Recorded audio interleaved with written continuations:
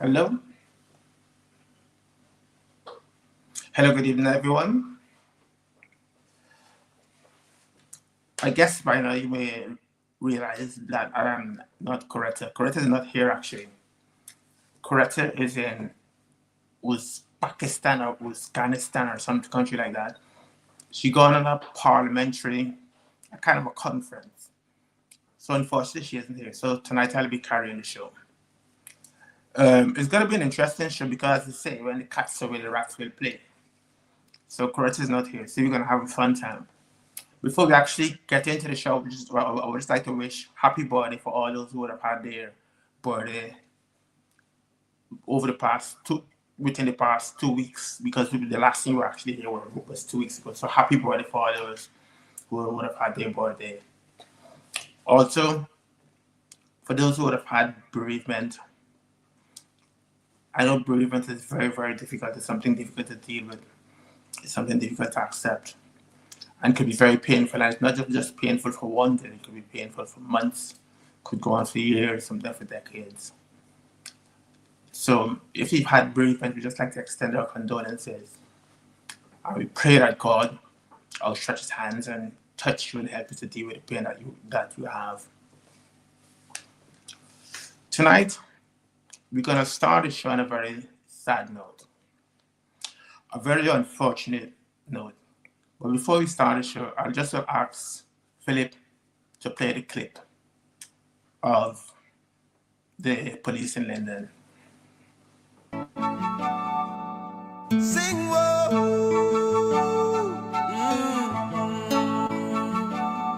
hear my plea, oh dear.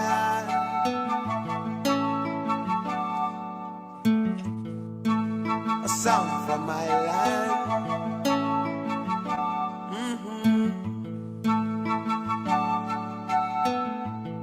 Rose up early this morning to the sounds of crying.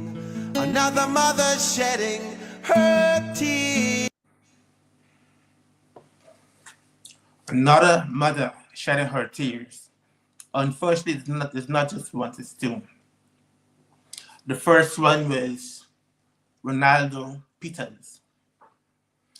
The allegation is that he was wanted for rape. But despite the fact he was wanted, someone is innocent until proven guilty.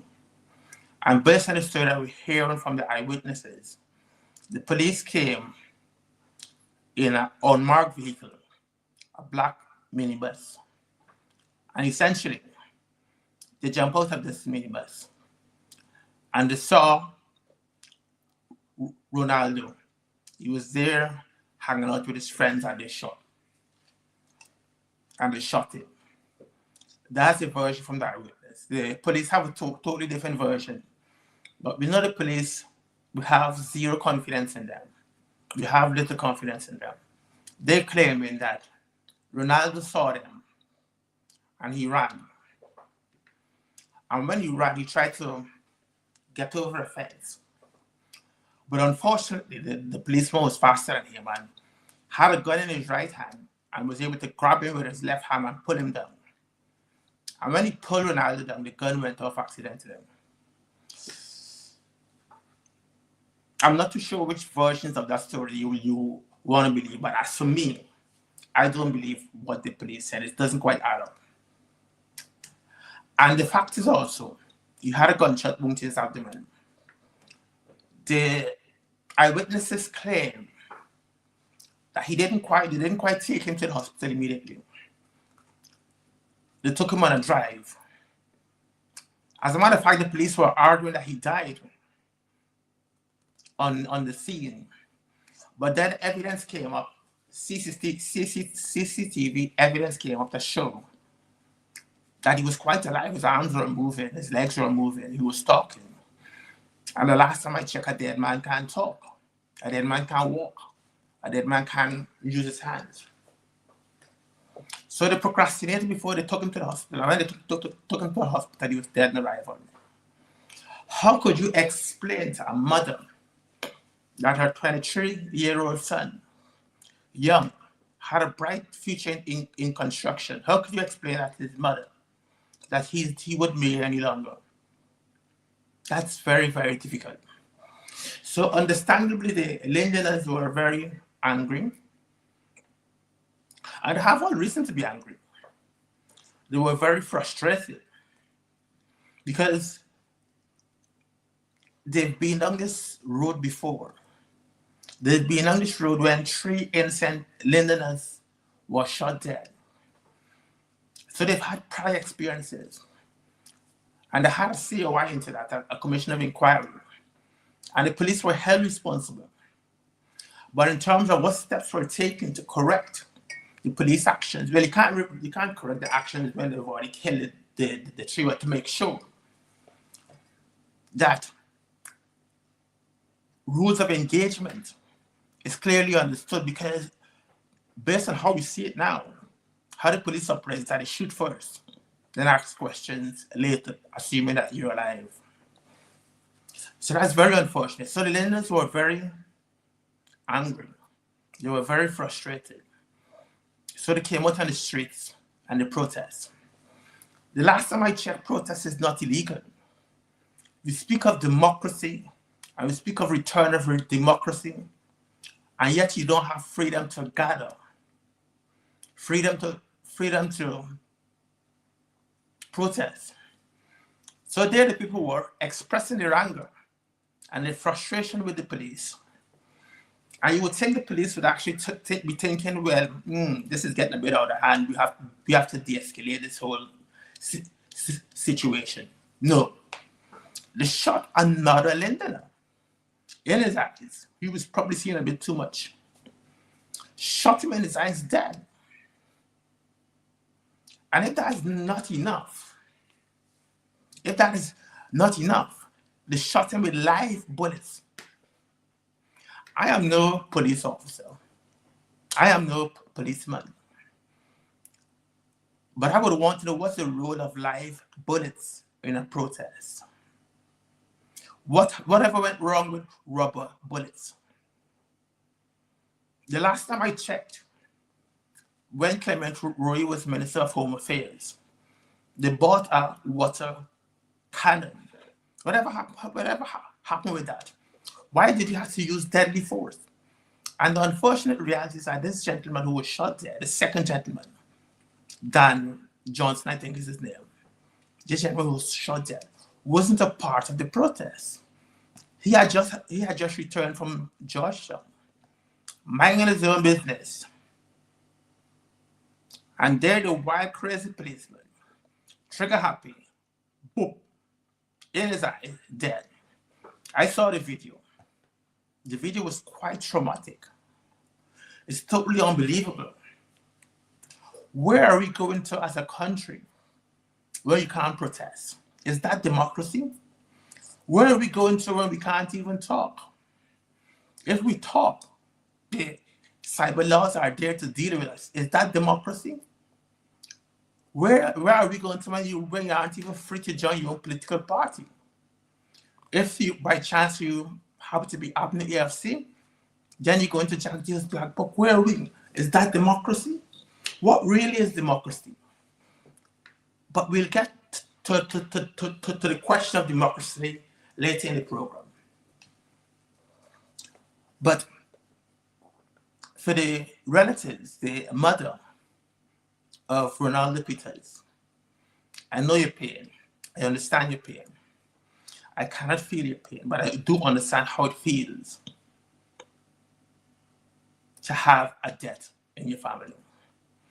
And the pain is aggravated when it is your son or even your daughter, because no parent ever want to have to go through the scenario where they're burying their own loved ones. No parent. So I understand your pain. I understand how it is actually feeling. But even though you're going through a very difficult time, even though the clouds may appear dark, with time, that pain will gradually abate. It would never go away. It will always be there, but it will gradually decrease in intensity. And for the mother of, or the next of kin of Dan Johnson, I know it's a very difficult time for you. My understanding is that these two gentlemen lived in the same street. Very, very difficult time for you. And I pray that God give you the strength to deal with this difficulty. God give you the understanding, even if it is incomprehensible. But God give you that understanding to understand it to an extent. I wish it was possible to alleviate your pain, but that pain will always be there. And then despite the fact that the Lindeners were obviously in pain, this installed president is to say, he waited until the Lindeners called him. If this was Babu John, nobody would have to call him. He would have ended up there immediately. If this was some PvP strong, who would have ended up there quite immediately. And then when he ended up there, it's like he was literally forced to get there. He wasn't eager to actually get there. But he wasn't the only one there, because he wasn't quite received. The PNC executive was there, executives. And they tried to console the grieving people. Philip, I don't know if you have the video of the PNC executive meeting with the relatives of the deceased.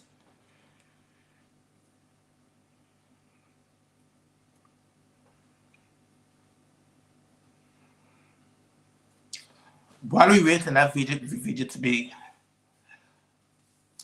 put on, Orphan Ali, this installed president, went with a standard story. We will turn all stones, no stones.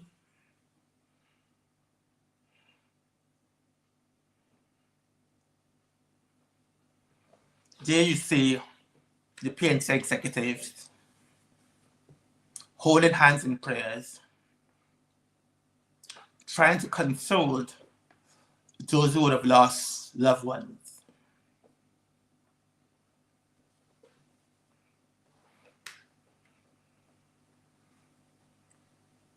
It is times like these when you get to know who are leaders and who aren't leaders. The installed president went and said, no stone's going to be left unturned. We're going to get to the bottom of this. But we heard that story before. We heard that narrative before. When the Henry boys were murdered, did we not hear that? And what happened? Nothing happened. And then he even went further into his stupidity to say the RSS, the regional security system, will investigate it. But the RSS, we've had prior experience with the RSS. We've had prior experience where we've had extrajudicial killings, and the RSS come out and say that the police did the right thing, complimentary towards the police. So you have no confidence in Orphan Ali. We have no confidence in RSS. We want an international body that is completely apolitical and independent and is not under the influence of PPP and the corrupt leaders to investigate these unfortunate deaths. Because what PPP is hoping for and praying for is that by promising us RSS, we're going to investigate it, we will calm down and we will forget. We will forget that 2 young men were murdered. But we have news for them. There's no forgetting. Absolutely no forgetting. These 2 boys didn't have to die. And we've heard and we've seen so many experiences. We've had so many experiences. Or in Boston, he was in his bed with his wife, and the police came and shot him dead. Why is it? Why is it that the first thing the police ever do is shoot? Whatever happened to talking? Whatever happened to warning? As a matter of fact, why they don't have tasers? Because if you think someone is getting aggressive and out of control, you could use a taser. Why do you have to use lethal force? Why?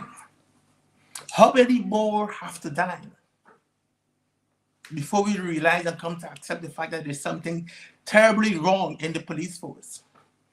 Something terribly, terribly wrong with our police force. And until that day when the police become apolitical, because Higgins, he's a creature of the PPP. Until that day when the police become apolitical, we wouldn't have no confidence in the police.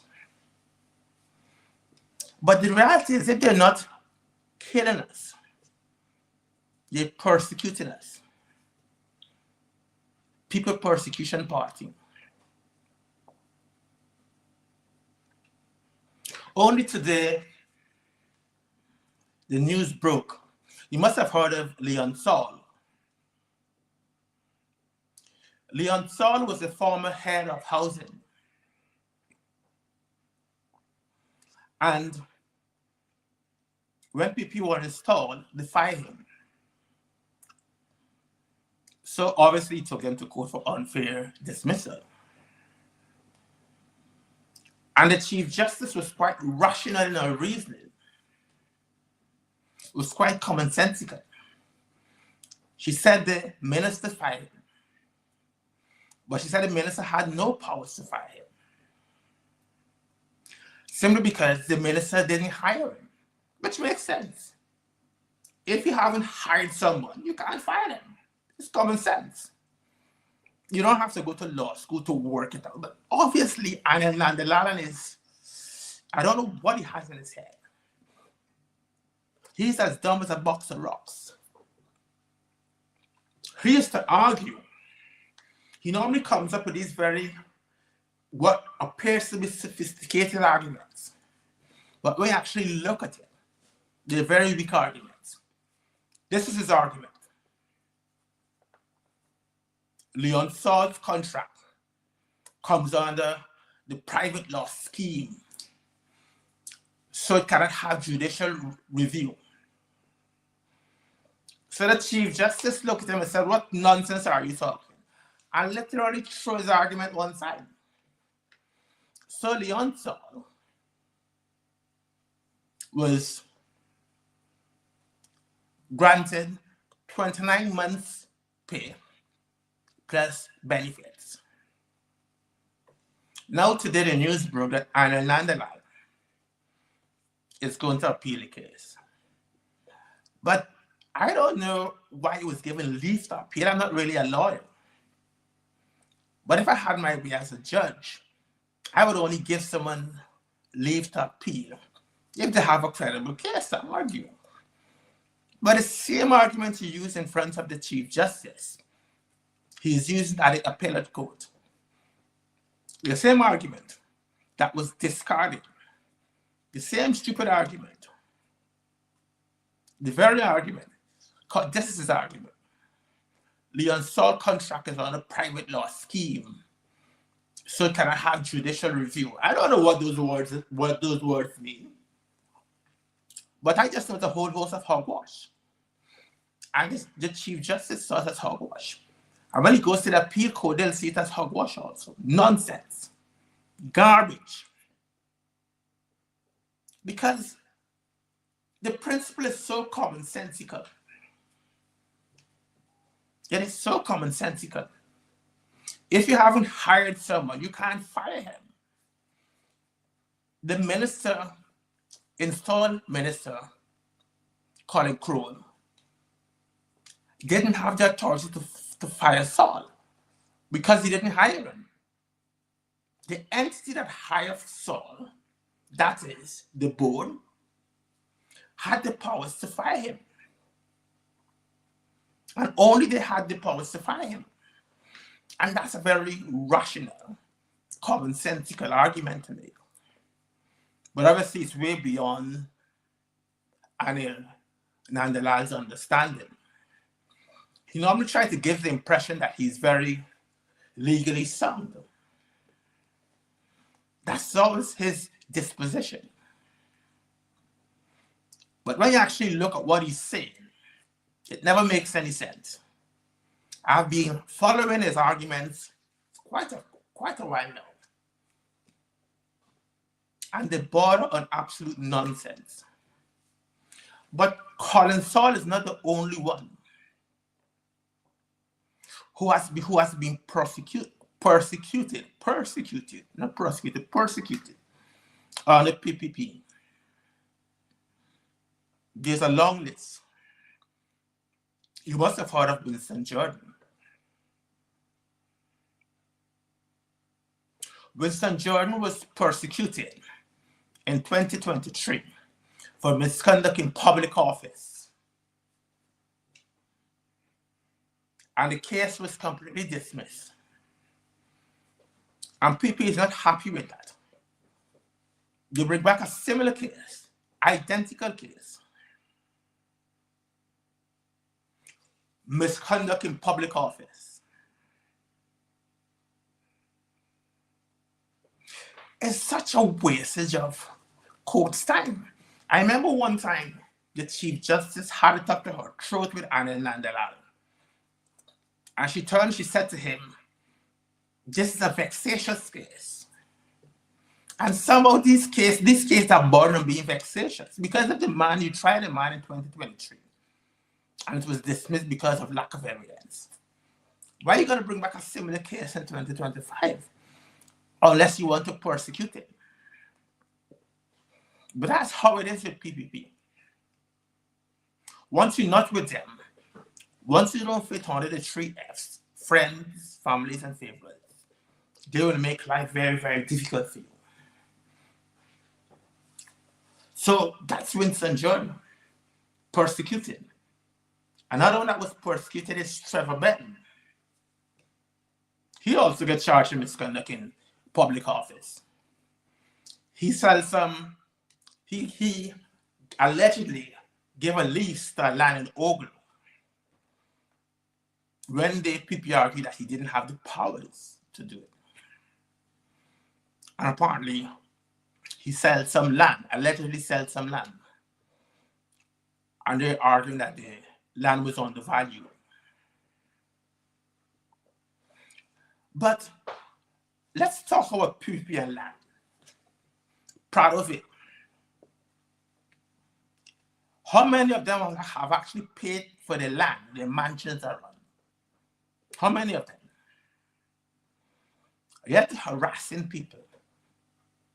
Yes, persecuting innocent people. When will it end? How many more? There's a long list.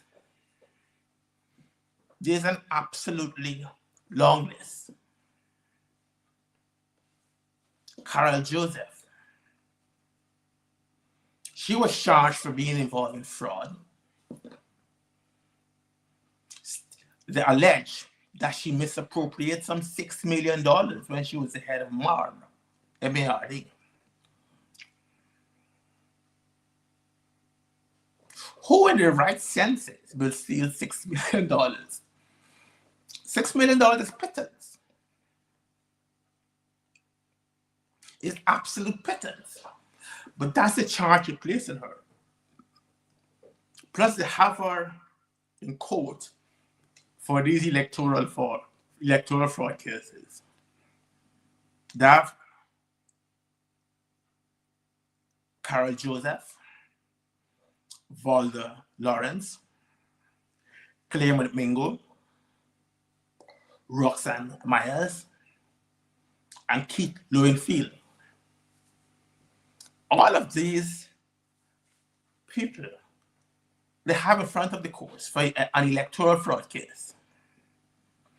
And I've been following the case. And there was this young lady who was giving testimony, I can't recall her name. But she was completely clueless. Her place was to argue in defense of PPP, and she was arguing against them. completely arguing against them. But they would argue that these people were involved in electoral irregularities.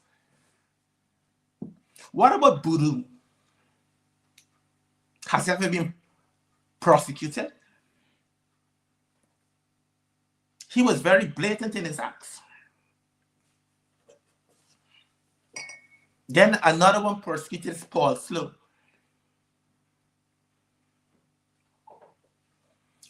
Some allegation of sexual assault. Don't get me wrong, sexual assault is quite serious. I wouldn't want to have my daughter being sexually assaulted. I wouldn't want none of you to be sexually assaulted. But the issue I have with this is when you use such crimes as a political tool, as a political whip, to whip your political opponents. So they're saying some sexual assault case that has been going on forever. And that wasn't there at all. Paul Slow is quite a smart man. He was in the police force. I think he rose to the rank of deputy commissioner. I normally read the stuff he writes. It's very informative. Highly intelligent man. He has a good understanding of the law. I look at his programs, and lots of the time he speaks, I have a better understanding of the law, having listened to him. Not Anand Nandalal, Paul Slow. So he has a good understanding of the law. But yet they're going to come up with this allegation that he's going to reveal the identity of the person who made the rape allegation, the sexual assault allegation. Which man in the right sense would do something like that? Someone who's highly intelligent, who's aware of the law, would go and make such a stupid mistake. But what's actually happening is that these crimes are being politicized to make it difficult and to discredit. Very sad. The next one being persecuted are the Mohammedans. Let me start this by saying, I am no fan of the Mohammedans. I believe that they supported PPP, which is their right. But they funded PPP when PPP was extrajudicially murdering our black youths, when PPP was victimizing us, when they were discriminated against us. They funded PPP. So I'm no fan of them. But I don't have to be a fan of someone to come out in their defense when something is wrong. I don't have to be a fan of them for that. Even if I'm no fan of them, if I see an injustice against them, and I hope one day will come where they will apologize for the part that they played in PPP for the extrajudicial murders. It's not good enough to just go and give someone a wheelchair or give somebody a house. That would actually cut it. We need something to help us to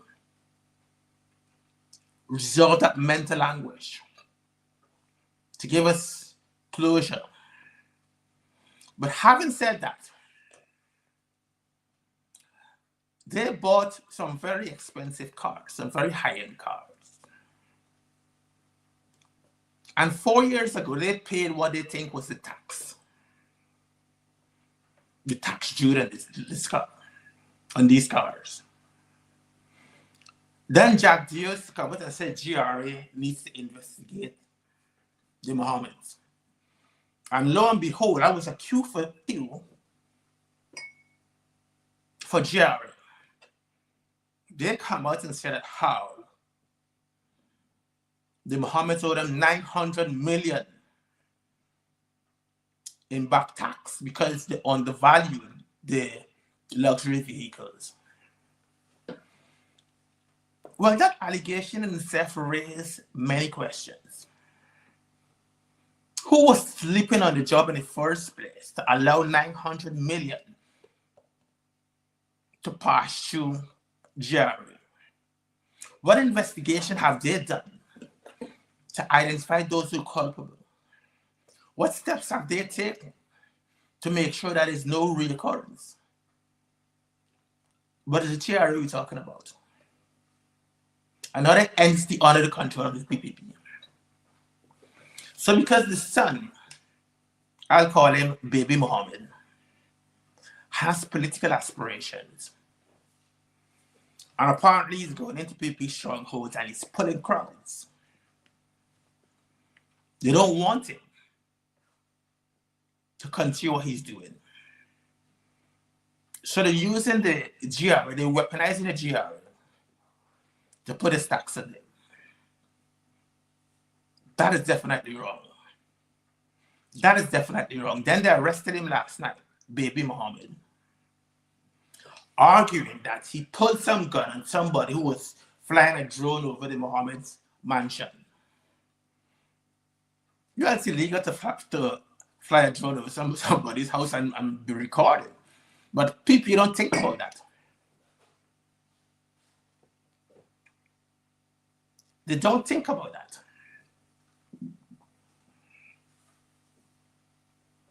So they arrested him last week because they say he pulled a gun.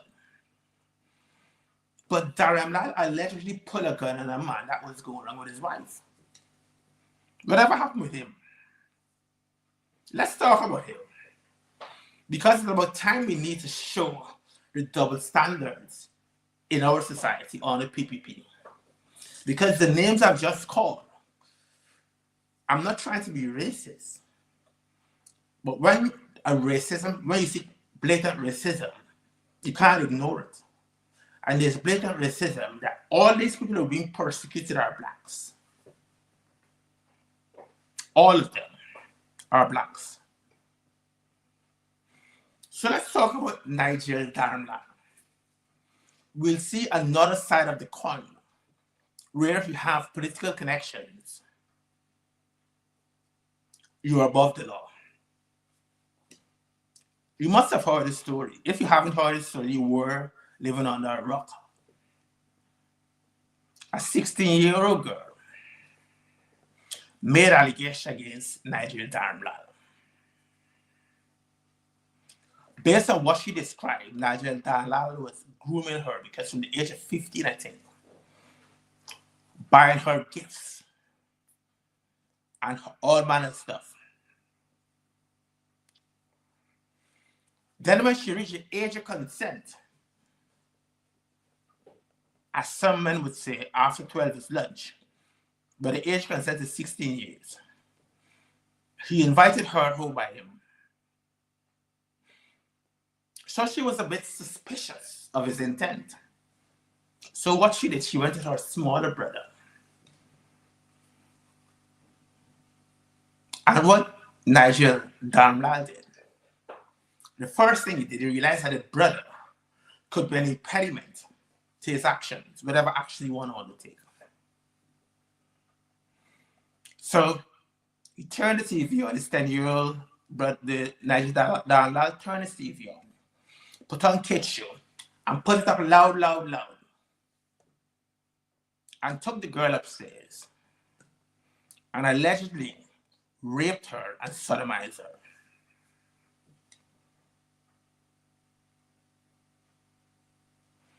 The girl, through different media, the story came up. And it was going perfectly well, smashingly well, until it get to the DPP. That woman in the DPP, I do not trust her.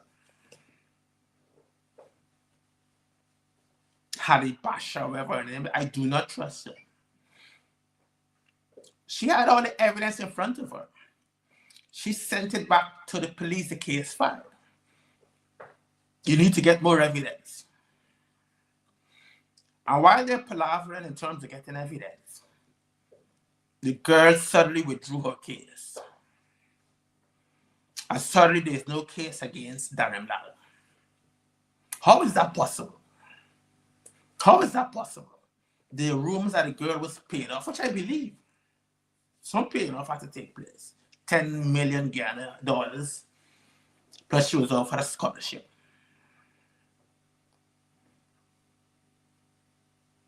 How is that possible? And then if that was not enough, there was another case of a 27-year-old young lady who also had experiences with Darren Lal. The rumor is that there's this particular job she wanted, but she had to go through Darren Lal to get the job.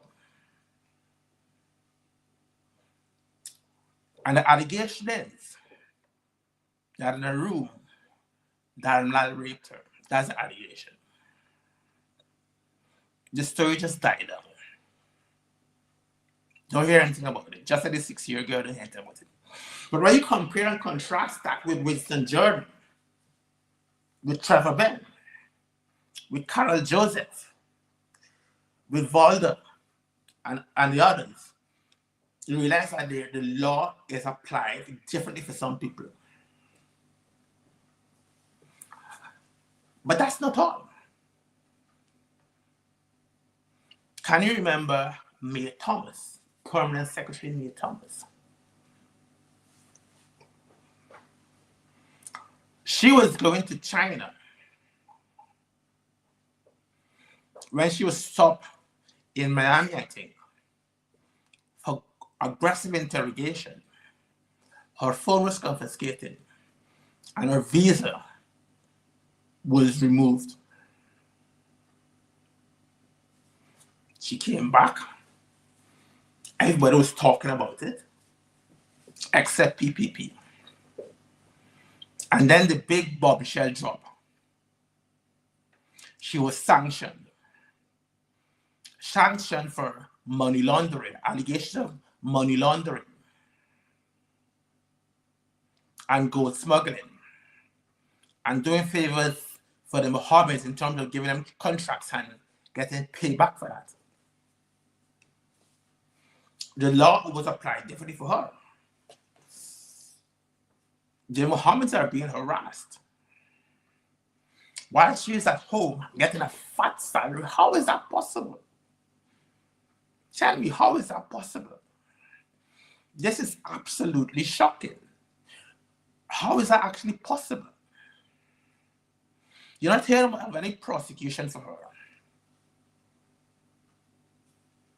And then this idiot, Irfan Ali, would come out and say that the law is blind and the laws apply equally to all and they're not harassing the Mohammeds. The law is going through its course. But what about Mae Thomas? As I said before, I am no fan of the Mohammeds. Absolutely no fan. Absolutely no fan of the Mohammeds. But that's not all. There are lots of people who are friends, families, and favorites of PPP. Sharon Grace, remember him? The man from Housing, CEO for Housing, who was able to buy a house for nearly $800,000 US in America. We all know. People don't really get paid that amount of money in Guyana. We all know that. But then the story got a bit more complicated where El Ahmed was convicted. He's a known fraudster. He was convicted. But anyhow, El Ahmed was able to acquire large squats of land. To cut a long story short, there was a quid pro quo going on between Sharon Greaves, allegedly, and El Ahmed. You would think something as significant like as that would warrant an investigation. Not only this PPP. They haven't investigated at all. They have not investigated at all. Then this other one is very interesting. Our next FFF, Friends, Families, and Favorites. Sharon Hicks. You must have heard of her. Sharon Hicks was a public servant, public secretary to the Human Services. So, the story goes this way. She told a man, she tell a man, you cannot get a contract unless you give me some bribe. That's the allegation. The man got tired of her and this bribe business, went to the police. So the police now mark some currency, money market, put mark on the money basically, so that it could be identified. And gave it to the man and said, pay that to Hicks as the bribe. Just pay it to Hicks. The police came and arrested her with the money in her hand. The money's in her hand. The marked money's in her hand. And she resigned as permanent secretary. Then she ended up in front of the courts. But her story, this is not easy to be her story. The man who made the allegations suddenly withdrew his story. Suddenly withdrew his story. And the result is, the case has been dropped against her. But the money was in her hand. You don't need a man to, you don't need a man's story. How should explain the marked money in her hand? But that is PPP, People Persecution Party. They only persecute people who are not associated with a party. You tell me, on God's earth, how could she have had the marked money in her hand? But yet, she getting off. Tell me. This is not fair. This is certainly not fair. But let me tell you what else is not fair. Have you heard of Kurt De Silva? Yes, you must have heard of him. Kurt De Silva is a brilliant lawyer for GCOM who went to court and argued the law to the extent that the Chief Justice was impressed with his argument. But his only crime is that his argument wasn't supportive of GCOM case. What he said basically, it makes lots of sense. For general elections, you don't have to have proof of address. But for regional elections, you must have proof of address. So that would mean you have to have two separate lists. Because each election, each general and regional election, has different criteria. It makes lots and lots of sense that the Chief Justice was impressed with him. Well done, son. But Claudette Singh,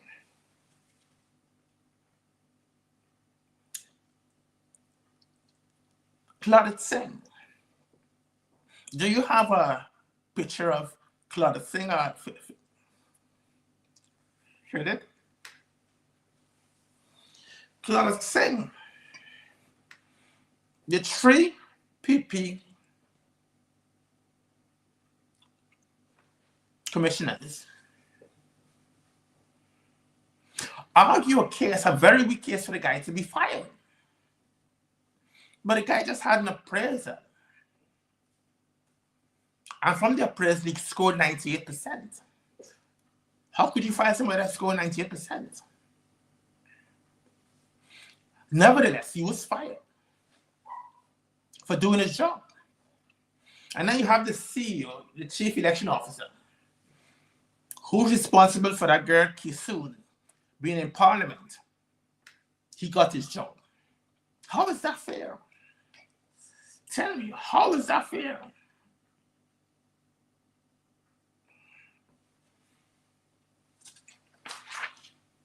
These are very, very sad day. Very, very sad day. It's just corruption after corruption after corruption under this PPP.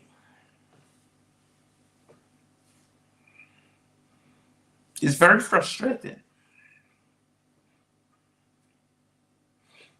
But the epitome of corruption is the gold program. You must have heard of the gold program. The gold program is a program initiated by the PP government. The argument is that to give Guyanese opportunity to go to university overseas. Sounds good. So over 1,400 students got scholarship to go to University of Staffordshire in the UK. So they were going and they were going. But then what they realized that the lecturers are not British. They sound like if they're Indians.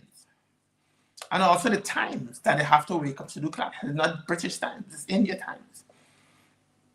Just smart kids, very, very smart kids. They start investigating. And they start asking questions. And lo and behold, what they discovered is that gold had no, I don't want to use the word links.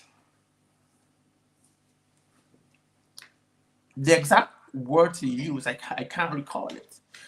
But in essence, gold and Staffordshire University had no relationship, no contract. But then the goal is to turn and argue. We didn't go to Staffordshire University directly. We got to go through a third man, ISDC, International School of Development Corporation, something like that. And Staffordshire University came and said, we don't know ISDC either. So it was a big fraud. These students believed that they were going to the university, Staffordshire University. They weren't. They wasted all their time. So the question I want to know, or the questions I want to ask, is how much monies were paid to ISDC? The head of the gold program, Professor Jacob Abadi, he has to excuse me, I can't pronounce his name properly. It's one of those very convoluted names. I'll call him Professor Jacobs. Said that there's 7 times with ISDC. So I would wish to know how much monies were actually paid to ISDC. That's the first thing. The second thing is that did you do due diligence to make sure that this ISDC is actually a real organization? And thirdly, why did they go through a third man, ISDC? Why did they not go to the university directly? That sounds very, very, as we say in Ghana, fishy. But in terms of the students, what happened with these students? How many of them have gotten into credible universities? 1,400. But I always had my suspicions about this gold program when I heard 378 students graduated PhDs within 3 years. That doesn't make any sense. Anybody that has had experience in academia would know that you cannot do 378 students cannot do a PhD within 3 years. You may probably have 1 or 2. But the vast majority would take 5, 6 years. But yes, 370 and all passed. Nobody failed. That sounds like a degree factory. a diploma factory. Fraud, fraud, fraud all of it. And then we can now talk about the CEO, the Chief Education Officer. We're still in education. The Chief Education Officer sent out a memo order and tell it the teachers, you're working until Wednesday, and on Thursday and Friday, you're doing reports and records. That's fine. That's fine. But it's just one problem with that. He didn't tell the breakfast people that they need to get breakfast for the kids. So when all the kids turned up to school, because he said they were working until Wednesday, they didn't have enough breakfast. So the poor teachers had to be like Jesus Christ, sharing 6 loaves and 5 fishes, so that every child could have gotten a breakfast. But that's just PvP, that's how they are. They have no idea of how to plan things. But it goes deeper than that. When there was Pagwa, I have great respect for my Hindu brothers and sisters. There was lots of celebrations, Pagwa celebrations in school.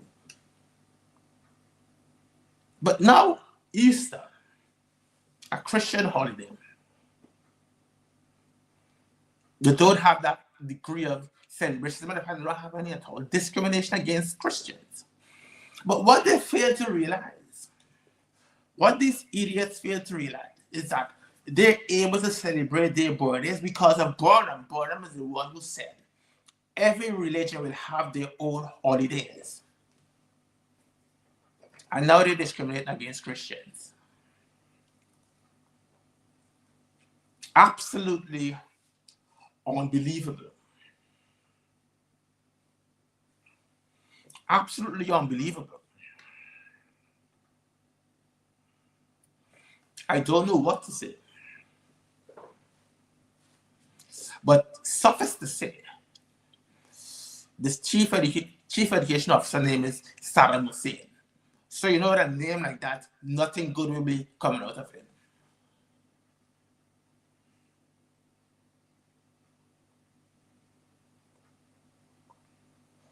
These are very interesting times. So Marco Rubio visited Guyana. You must have heard. People were excited. 3 Secretary of State visited Guyana within the past 3 years. They were over the moon. Until Marco Rubio went to Suriname and opened his mouth and said he was being driven on some road built by the Chinese. And the road was in such a deplorable state that he nearly got concussion. Concussion is a form of brain injury.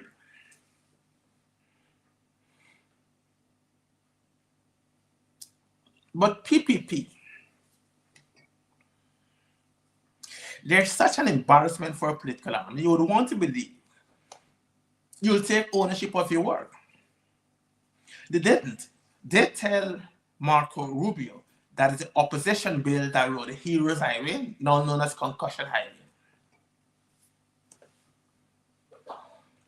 So the man went away with the impression now that is the opposition, when they were in power, built that highway when the highway was actually built by PPP. But then this is not the first time we hear stuff about that highway. Aubrey Dalton himself called it a abortion highway because of how the road is such a deplorable state.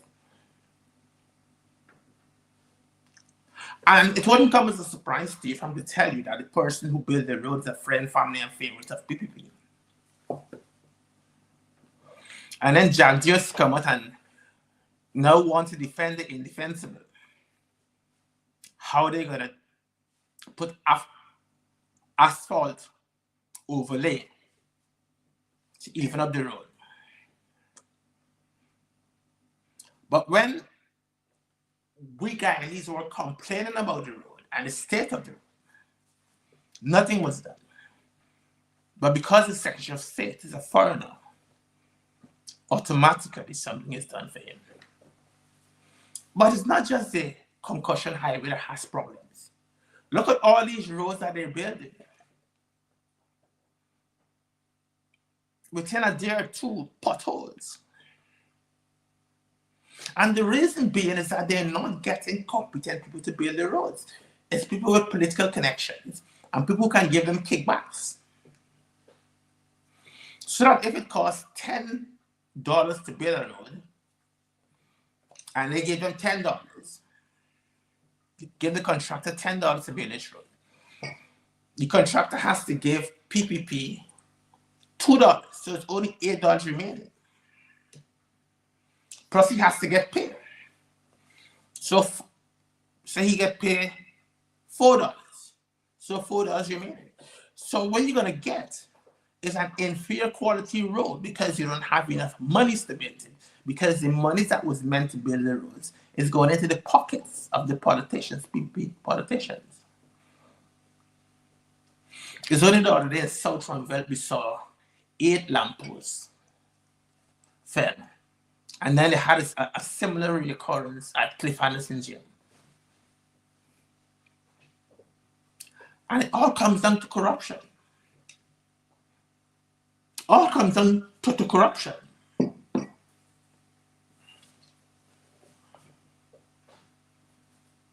Very sad. I'm sorry to be depressing you, but we have to call a spade a spade.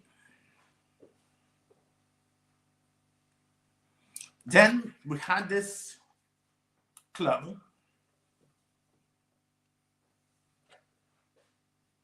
Jack Deal,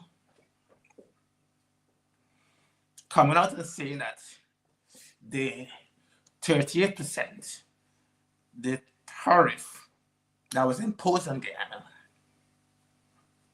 is not 38% it's supposed to be. Gotta be less than that because he has data to show gotta be less than that. But the concern I have is that this tariff business was being talked about for the past 4, 5, 6 months. It's like if you have a house and you hear gun ring at 2 o'clock, and you would have heard that at 12 o'clock. You would take steps to make sure the rain don't get into your house. You lock your windows and lock your doors. So they heard of this 38% being imposed on Guyana for 4 months and did nothing, absolutely nothing. There's some group, lobbying group, they're paying $50,000 a month, 50,000 US a month to lobby America on behalf of Guyana. That's something that they're supposed to be doing, lobbying on behalf of Guyana. You don't wait until you get a 38% imposed on you, then ask for clarity. You gotta be proactive. Trump, I'm pretty much aware that you're gonna want to impose tariffs on us. This is our exports and these are our imports. We think we should probably pay like 20% and blah, blah, blah, blah. Argue a case. Get the lobbying group to argue a case. But what these idiots did, they just sit down. And when it imposed on them, then they ask for clarity. What clarity you need? What clarity you need? It's just day after day after day of incompetence and complete cluelessness that would completely shock you. You don't ask for clarity, but when you actually look at it, in Latin America and the Caribbean, we get the highest, 38%. And as Trump described it, the worst offenders get the highest. But I think this is deeper than money. I think Trump is punishing PPP for the relationship they have with the Chinese. And he wants people to actually choose between the Americans and the Chinese. They can't have both. And that tariff that was placed on Guyana is a kind of punitive so that people can get the house in order. So that they can get the house in order. I don't think it's economics. That's just my opinion. I honestly don't think it is economics. But to see leaders who aren't proactive, and it's not the first time. We could go back to when they went into power, when we had COVID. What countries were actually doing? They heard that these different drug companies are developing vaccines, and these countries, wise countries, were making the orders in advance, paying in advance, so that when the vaccines come out, they will get it. What people did, they sat back. And obviously, when the vaccines come out, the vaccines company would give to those who pre-order. So that forced people now to go and get unapproved vaccines. That's where they went and get Sputnik V from a middleman, a Middle Eastern middleman. They love these middlemen. It's just corruption. The Middle Eastern middleman who went through to get a Sputnik V from Russia. Not from Russia, from the Middle East. No, from Russia, because Russia was producing Sputnik V. They love this thing with middlemen. And what if that's Jack Deal's doing? They love middlemen. So they want proactive in terms of the management of COVID. And as a result, lots of people died that hadn't supposed to die. Then we had the issue with the dengue fever.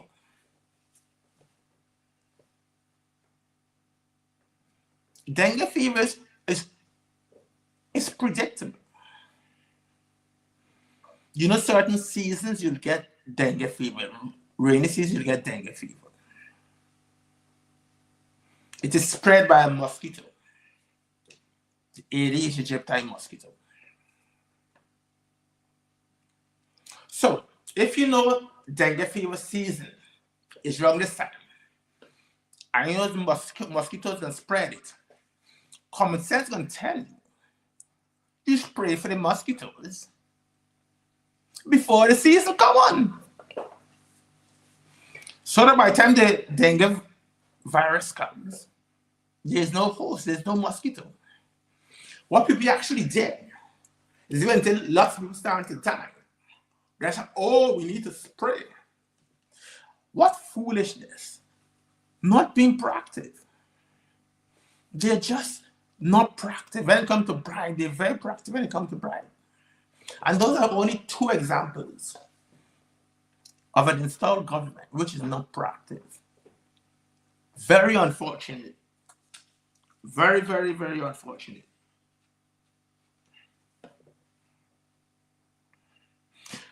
But going back to these tariffs, I would like to know what impact it would have on export. What impact it would have on the average man. I know the price of goods can go up. We living in a perennial cost of living crisis.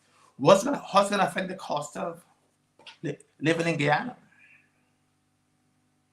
And there's so many more questions. So many more questions.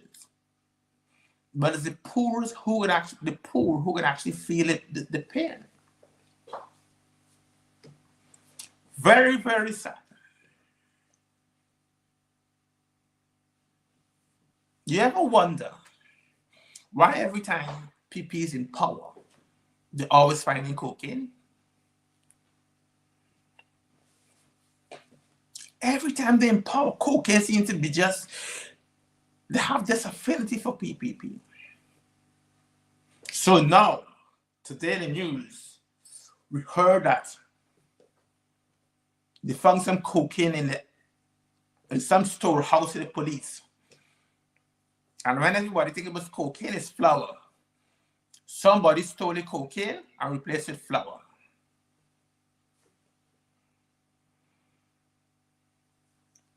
This is unbelievable. But it's not the first time. It happened last week, where 7 kilograms of cocaine just disappeared and was replaced by flour. I would want to believe that the police force would have some kind of system in place where they audit whatever they have in their compartments. I audit it regularly to make sure that's not being moved. But how is it possible? Cocaine being converted to flour. Some people have some spiritual powers. These police, they can just do some magical things. Houdini. So, they're doing an investigation. At least they say they're doing an investigation. But we know when investigations are done on the people, you don't hear anything about it. Has anybody heard anything about a helicopter crash investigation? They hear about them. Don't hear about all this cocaine that just disappearing. And that's not all. 8,000 kilograms of cocaine was found in the jungles. 8,000 kilograms of cocaine. This is unbelievable. It's completely unbelievable. It's beyond reasoning. Why is it when people is in power, all this cocaine is being found? Why is it? And that's not all. Some ship was in West Africa, and the French contacted the Guyanese compatriots and said, something look fishy about this ship. It has a Guyanese flag. We need to investigate it. Go to investigate this ship, 6.3 tons of cocaine. My gosh. This is completely unbelievable.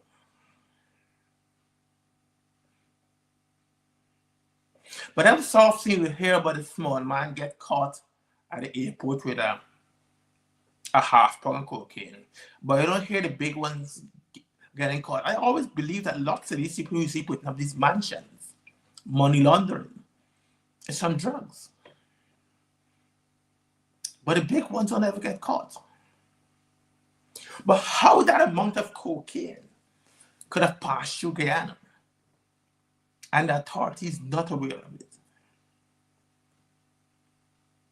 I don't believe that they're not aware. They're pretty much aware of it, but they're not doing anything.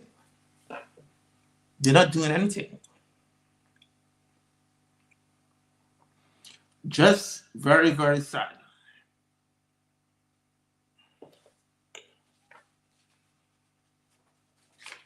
Just very sad. Just very sad. So we had an interesting case recently with Coretta McDonald, where Dr. Mark Light, the present president of the GTU, was arguing a case that Coretta McDonald can't have a role, a position in the GTU while being an MP.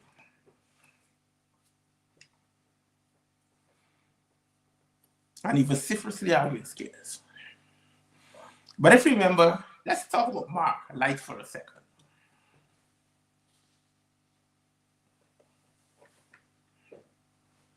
Remember when the teachers protest for 70-something days?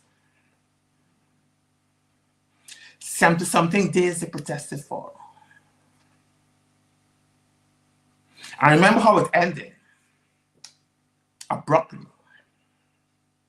Mark Light just gave himself powers, supernatural powers, to end the strike. Let me explain to you what should have happened. A union calls its members out for a strike by first having a vote. And if a certain percentage of the members vote for the strike, then they'll have a strike.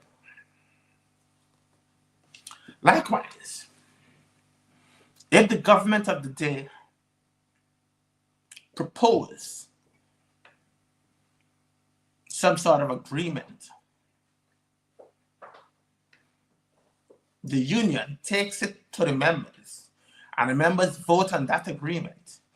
If the majority say, if a certain percentage say yes, yes it is. If a certain percentage say no, no it is. So that's how it works normally. But not under Light's GTU, Mark Light's GTU. They got the votes for the strike. But in terms of ending the strike, the government offered 10% when the teachers wanted 39.5%. So you could clearly see that there's a big gap between 10% and 39.5%. Anyhow,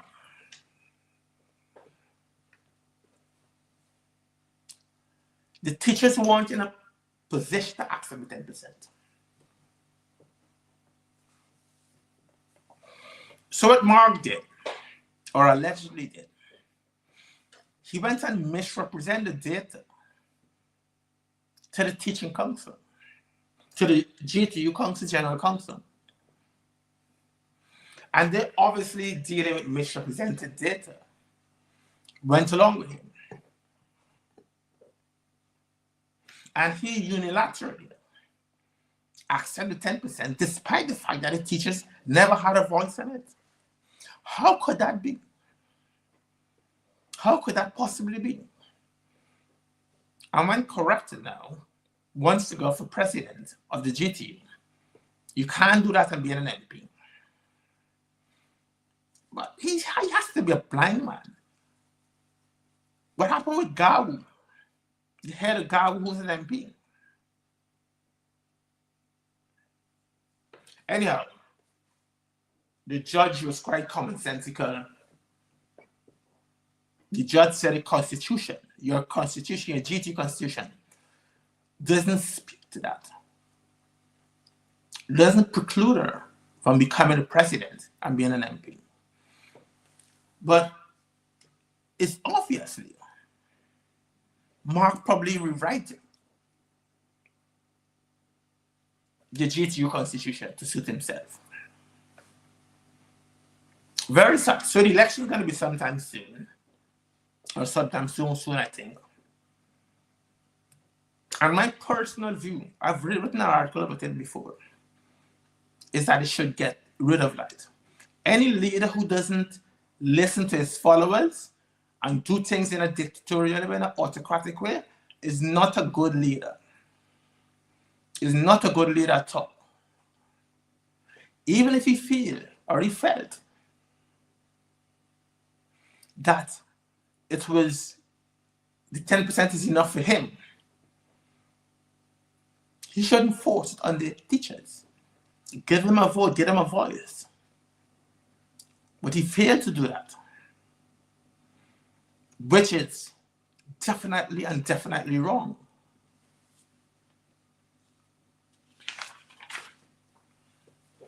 Definitely wrong. So, we're coming down to the close. I want to talk a bit about democracy. Because you hear people always talking about this democracy. In 1992, they say it's a return of democracy. In 2020, we had the democracy fighters. And everybody seemed obsessed with the word democracy. But they're completely ignorant to what it actually means.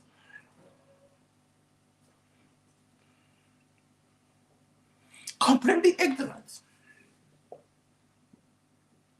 Do you think in a democracy, protesters are shot dead? No. You have freedom of assembly. Unless those protesters are violent, even if they're violent, those aren't grounds to shoot them dead. There are other ways you can actually use.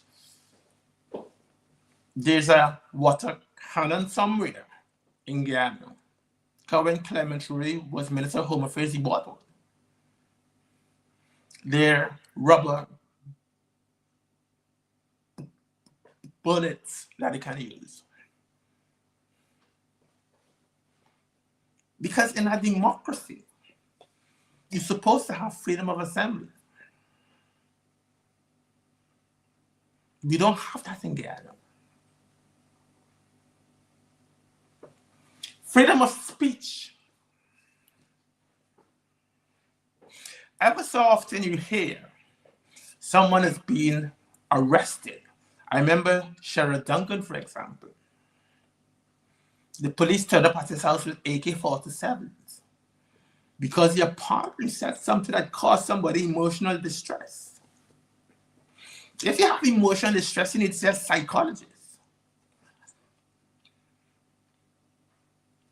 And ever so often, this cybercrime laws is being selected. I'm still to see the day when somebody from PPP is arrested for those cybercrime laws. There's always somebody from AFC. But it's not supposed to happen because if you have a democracy, you should have freedom of speech. In a democracy, it's supposed to have also freedom of association. Whether or not you want to associate with a union or a political party. Leon Saul, who was terminated unfairly as based on what the Chief Justice says, was terminated on the basis that he was appointed by APNU AFC government. So he has to be APNU AFC. But in a democracy, is that relevant? Is that really, really relevant in a democracy? In a democracy, it's supposed to have free and fair elections. Was 2020 a free and fair election? I would beg to differ. When you have 49 ballot boxes without the statutory documents, is that free and fair? When Claudia Singh says she's not gonna count these votes in these boxes without the statutory documents, and then subsequently she changed her mind. But is that democracy? Is that a fair election? When you have the dead voting, over 4,000 overseas voting, when they were overseas, is that a fair election? How could that be fair? When you have over 1,200 oaths of identity cannot be found, how could that be fair? How could that be fair? So are we really living in a democracy? Or in Boston? Ask the relative or in Boston. Are we living in a democracy? When the state executes you, Is that a democracy? Ask the Henry boys, the relative of the Henry boys, the mothers were so tortured, they died from pain. But ask the relatives, are we living in a democracy? Ask the relatives of Ronaldo Peters from Linden, who was shot dead. Are we really living in a democracy? Ask Dan Johnson. Are we actually living in a democracy? The evidence would show that we're not. But yet people would want to delude themselves into believing that we live in a democracy. And lots of them have this minimalistic approach to interpretation of democracy, to just elections. Elections is just one pillar of democracy. There are many more. Many, many, many more. So I'll end how I started. Those boys didn't have to die. Those boys never had to die. And what that police did is what they've been doing ever long. It's not today we have extrajudicial killings. It's not the first time. It has happened too many times. And it always seems to happen on the PPP. It always seems to happen on the PPP. And it is a very, very dark day when innocent people cannot protest, when people cannot go out and protest. I remember the 2020 elections. There were people who burned the streets. There are people who assaulted the Granger bus with the school children inside. There were protesters who had the police running. One of them ended up with a fractured arm. There are people who create riots. The very Orphan Alley, he attempts to upturn a vehicle that had a Minister of Foreign Affairs in it, Dr. Karen Cummins. Were they shot? None of them were shot. Absolutely none of them. I remember Earl Edgier going into the hotel where Granger was giving a speech and carry a crowd of people. Mr. Granger must have felt threatened. Were they shot? They were shot. Under the Granger administration, you had the freedom to speak. You had the freedom to speak.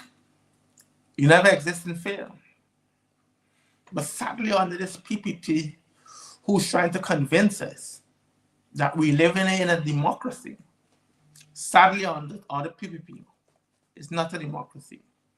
It's a very, very dark day for us.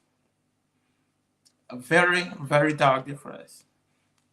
And for the people of Linden, I'll pray for you. I know it's a very difficult time for you.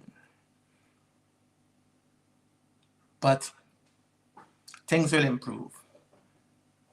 We have the powers to vote them out. Let's do just that. Good night and thank you.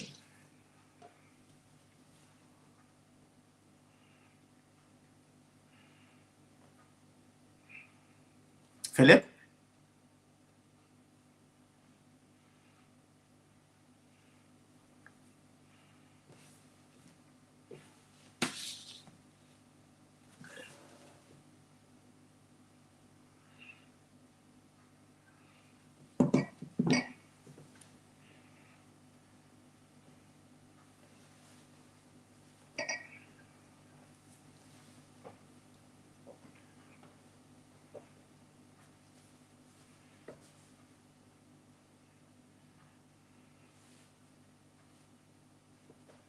While we wait on Philip to get back, there's just a story that touched me very, very deeply. This coward of a man, he goes by the name of Can, visited his girlfriend and apparently had some misunderstanding. And the coward that he is, shot her in her head and killed her. When will it end? When will it end? When will the day come when women can make choices and don't have to be fearful of us man folks causing them harm? And the coward tried to end his life. I just wish he survived, because I want him to feel the full force of the law, the complete full force of the law. Why is it? Why is it that these men believe that they have the powers is within them to just end the life because someone may want to end the relationship? Why is it? Why is it that we cannot move on? Why is it that we cannot respect our women folks? I tell you the truth. I have a wife. And lots of times she says stuff I don't want to hear. I'm quite sure likewise I would say stuff that she don't want to hear. But that doesn't mean I will go and visit her with some blows or something to sound. Sometimes I just put on a headphone on my ears. Sometimes I just come from 1 to 10. But I think it's a real major problem. And PP is not doing anything about it. Vinja Prasad, when will you start developing policies to deal with domestic abuse? Because domestic abuse is a massive scourge in Guyana. It's a big scourge. When will you develop policies to deal with that? I think it should be started in schools, where young men in schools must be taught that a woman is equal to them, that a woman can say no, that a woman can end the relationship. It has to start in school.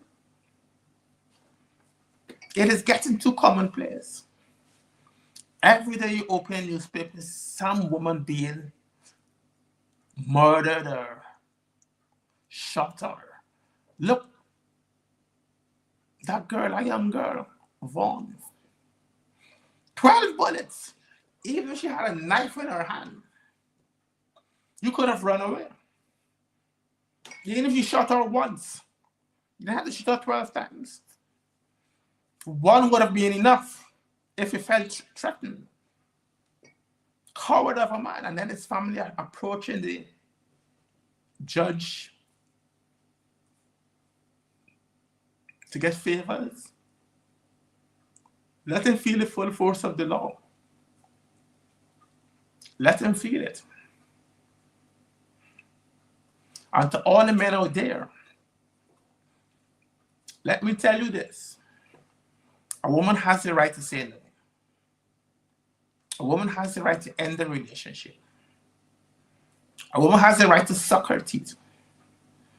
Because at the end of the day, we do worse to women than women do to us, and women don't kill us. I just pray for the day when things will change. I just pray for that day. But I don't see it coming from this PPP.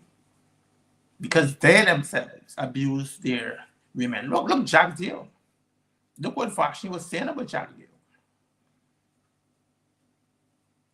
Look about the former Minister of Health, Barry Ramsaran, who wants to assault, as he said, assault the woman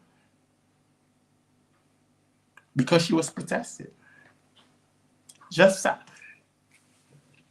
Anyhow, guys, it is 1 o'clock here. I need to go sleep. We'll see you next 2 weeks, and thanks for listening. Bye-bye. Philip?